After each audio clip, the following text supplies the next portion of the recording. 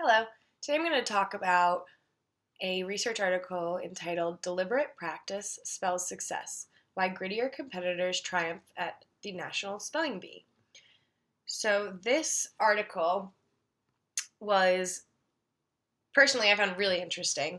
I liked that they stated their objectives and their research questions very clearly throughout both the abstract, the literary review, and again in the discussion when they were explaining their findings. It was very clear what each of the findings were to each of their questions. They also did a great job, I thought, of listing their hypotheses at the end of their literary review in bullet point form so that it was, as clear as you could pretty much ask for. So their research question was to examine the effectiveness and subjective experience of three preparation activities and how those improved spelling skills. So they compared deliberate practice, which is defined as studying and memorizing words while alone, and they also compared that to being quizzed by others or practicing via verbal leisure activities such as reading for pleasure or playing word games. And this each of these definitions or each of these practices was further defined throughout their literary review. I thought it was a really great idea as well.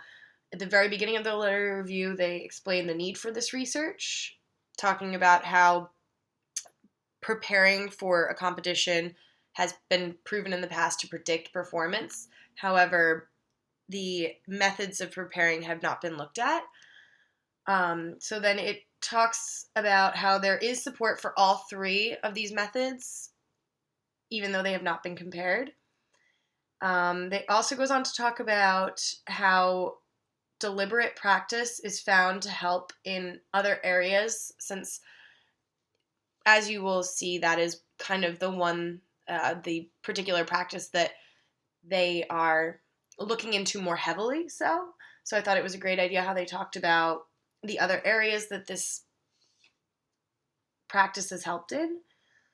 And then they went on to talk about how some students found that deliberate practice was more effort and less enjoyable, but it was still a convenient kind of choice for a lot of people.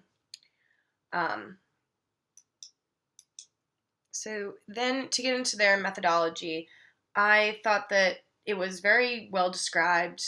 They had great headings with really good definitions. This is where they defined grit and openness to experience, which kind of ties back into them talking about how if you're able to do something that's more effort and less enjoyable, such as deliberate practice, sitting down by yourself and memorizing words, it's not as fun to do, but it's it's a little bit harder to do than playing a game, things like that.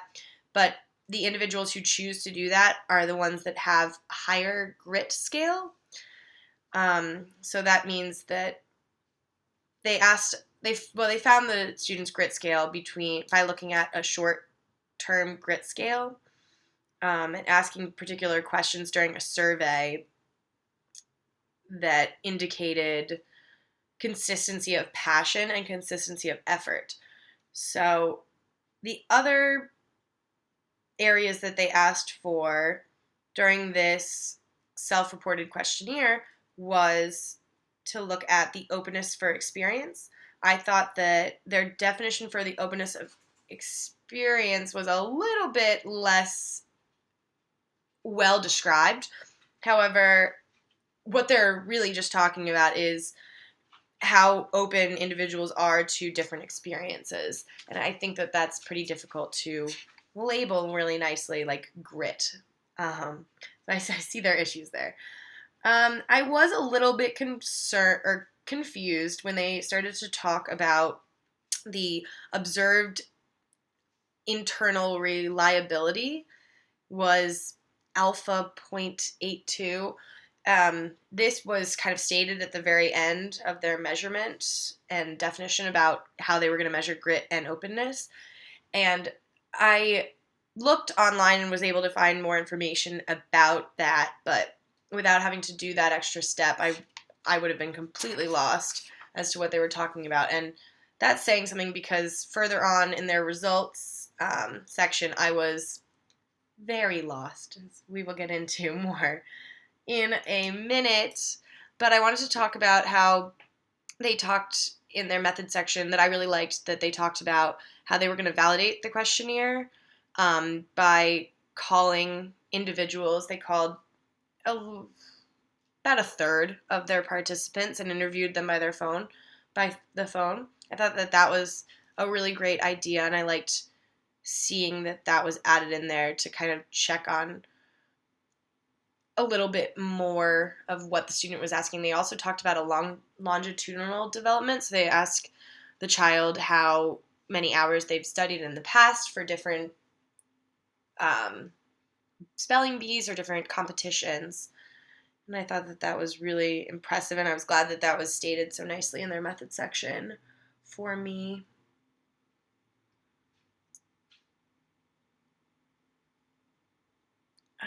So then it gets into their results, however, and the results is about 2 pages of, I'm looking now, and it's about 3 pages.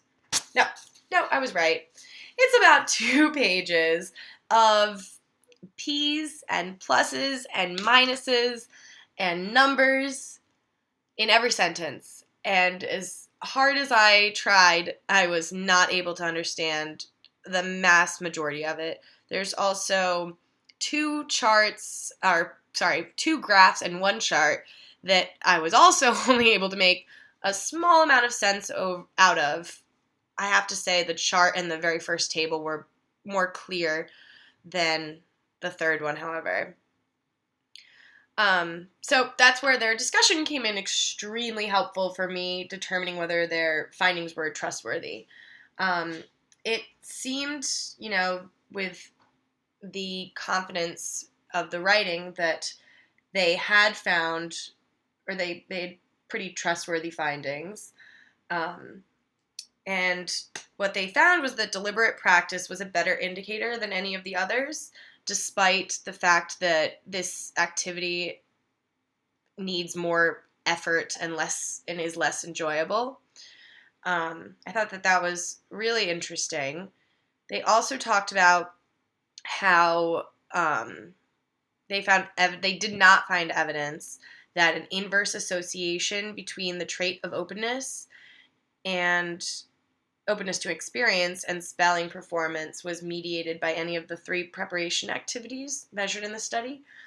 That finding was a little bit more confusing to me, but made more sense as I continued to read on and look back at kind of what their questions were in the first place.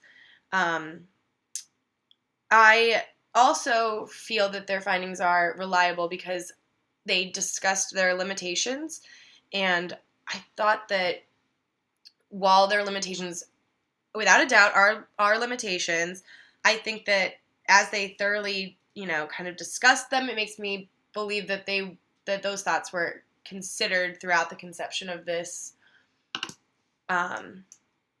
research article. And even though there's not too much you can do about certain aspects of them, I liked that they'd considered them and mentioned them to the reader so that the reader could also consider those when determining whether or not their findings were valid.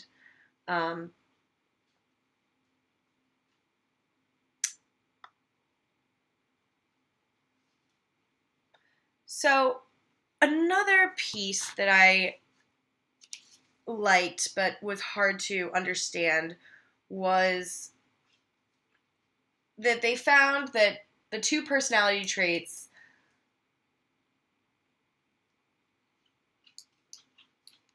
I didn't even really understand that. I'm trying to figure it out still, like what I'd written down to try and explain it to you. I think in general, I found that even though the beginning of the methodology was so well described, it falls off, and the need for defining loses out, even though I believe that the majority of their audience, at least, I mean, I think that this information would be important for teachers and for parents, and I think that a lot of those individuals would not be able to understand the way that this research was analyzed, and that leads you to question the findings a little bit more, sadly. Um, Again, I mean, I think that she does talk about how there's, further research is going to be needed. I think that that always happens with research articles, but is definitely a good point, and kind of shows that, you've found something that is important enough to be looked at again, or looked at more specifically now, which is always really nice to see. So I liked this article. I'd recommend this article to others. However, I would recommend that if they are going to read it, that they would set apart a fair amount of time in order to fully understand what the findings were and how they came to the findings. That was the more difficult part for me, for sure. And I think that kind of goes back into, I talked in a previous article or a previous video about the need for researchers and practitioners to mesh more so that the research they're doing is more easily applicable to teachers, and so that the teachers, when they're reading these research reports, it's more easily understood so that they can get the information that they need and apply it themselves. Still, I liked the article, and I hope that you all liked my personal opinions on it, as well as maybe learned a little bit from this brief summary.